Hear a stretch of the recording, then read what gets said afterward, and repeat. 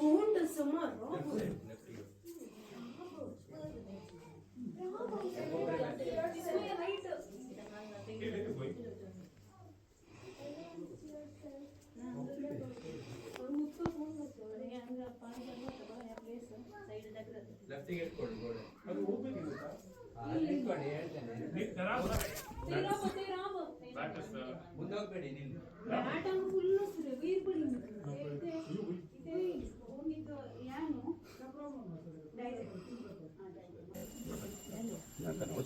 ಇಲ್ಲಿ ತಪಸ್ ಮಾಡಿದ ಜಾಗ ಶೃಂಗೇರಿ ಪಾರ್ವತಮ್ಮ ಅವರು ಸಾಗರ ಶ್ರೀಧರ ಸ್ವಾಮಿ ಶಿಷ್ಯೆ.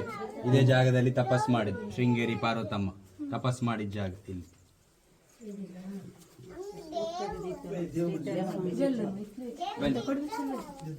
ಇಲ್ಲಿ ಸೈಡ್ ದಾರಿ ಬನ್ನಿ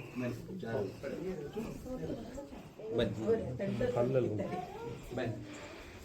तू इतल्या बघ ऑक्सिजन लेवलच पण ಉಂಟು वयर बोंताच पडा तू अशी वयर पडा लाईट वयर घाल पडा